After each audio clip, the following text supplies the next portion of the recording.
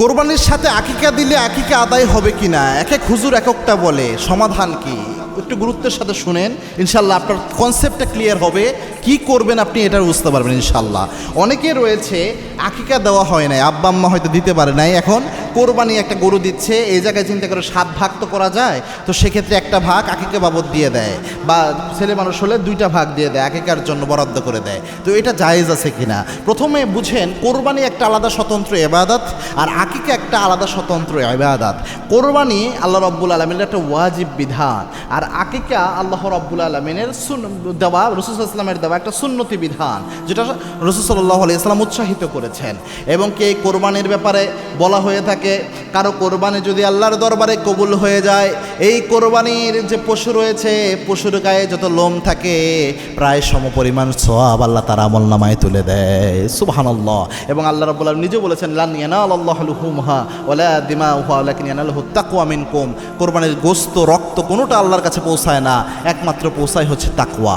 তো এখানে তাকওয়া, বিশুদ্ধতা দরকার। তো কোনো ব্যক্তি যদি আকিকা আলাদা একটা ইবাদত এটা কোরবানির সাথে মিক্স করে, অধিকাংশ উলামায়ে একরাম এটাকে নিরুৎসাহিত করে। যদিও জায়েজ বলেছে যে কারো সামর্থ্য নাই আলাদা আকিকা দেওয়ার, সুতরাং সে দিয়ে দেখ, মিনিমাম আকিকার হকটা আদায় হয়ে যাক, আকিকার মাধ্যমে যেহেতু বালা মুসিবত দূর হয়, এটা আদায় হয়ে যাক।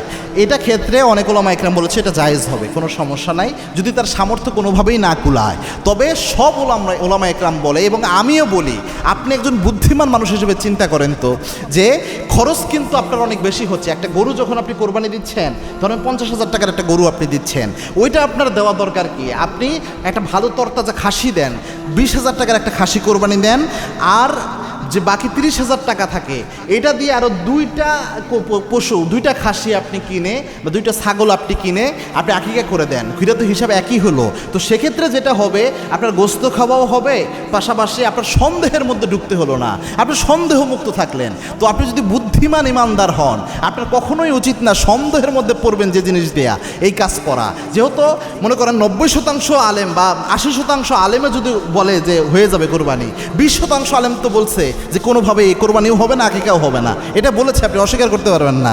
তো আপনি সন্দেহের মধ্যে কেন যাবেন ভাই? টাকা তো ঠিকই খরচ করবেন, তাহলে সন্দেহের মধ্যে আপনার ঢুকার দরকার কি? এজন্য চেষ্টা করেন যে আপনি আকিকা আলাদা রাখার জন্য, কোরবানি আলাদা রাখার জন্য।